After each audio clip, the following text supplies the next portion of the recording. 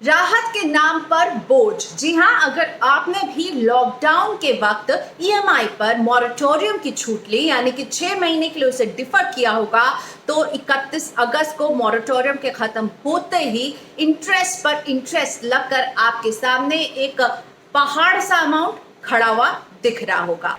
तो अब आप क्या करें? आपके पास 1 महीने का और समय है, क्योंकि सुप्रीम कोर्ट में भी इंटरेस्ट पर इंटरेस्ट वसूलने के मामले की सुनवाई चल रही है और इस सुनवाई की अगली तारीख 28 सितंबर है। अगली ही नहीं बल्कि फाइनल तारीख। सुप्रीम कोर्ट ने साफ कहा है कि अब वो इस डेट को आगे नहीं बढ़ाएगी। सरकार को कहा है कि वो एक प्लान दे जिससे वो बताए कि आगे का रास्ता क्या होगा, ताकि वो लोग जो नहीं दे पा रहे हैं और इस तरह से जो पूरे मॉरेटोरियम के दौरान इंटरेस्ट पे इंटरेस्ट वसूला गया है, ये इसको कैसे फेयर माना जाए, ये क्यों वसूला जा रहा है। क्योंकि सुप्रीम कोर्ट ने इस केस को सुनते हुए अपने पहले ऑब्जर्वेशन में ही कहा था कि there is no merit in taking interest on interest. इसीलिए अब सुप्रीम कोर्ट का रुख हमें 28 सितंबर को पता चलेगा, क्योंकि डेट बढ़ गई है। तो सुप्रीम कोर्ट ने कहा है कि सितंबर में जो लोग अपनी ईएमआई नहीं दे पा रहे हैं और उन्हें बैंक एनपीए घोषित नहीं करेगा। एक तरह की इंटरिम रिलीफ उन लोगों को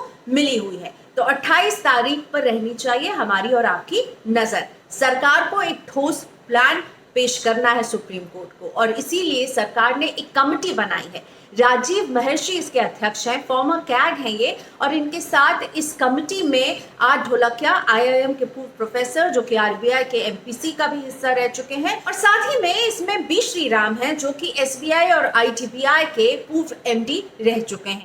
इस कमेटी का लक्ष्य है कि ये बताना कि इंटरेस्ट पर इंटरेस्ट अगर नहीं वसूला जाए, कंपाउंड इंटरेस्ट अगर नहीं वसूला जाए, तो इसका फाइनेंशियल स्टेबिलिटी और इकोनॉमी पर क्या असर पड़ेगा।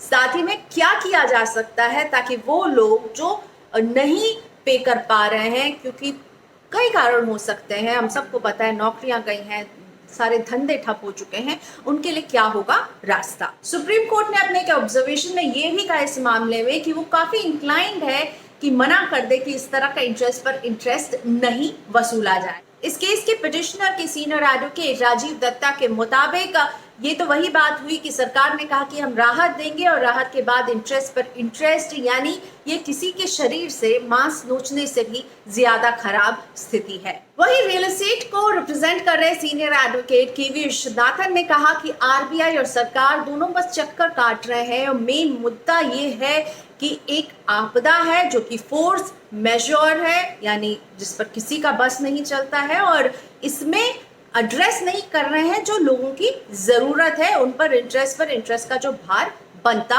जा रहा है। तो बतौर लोन टेकर अगर आपने मॉरेटोरियम का फायदा लिया था और अभी भी इसे पे नहीं कर पा रहे हैं, तो 28 सितंबर तक का इंतजार ही आपको करना पड़ेगा।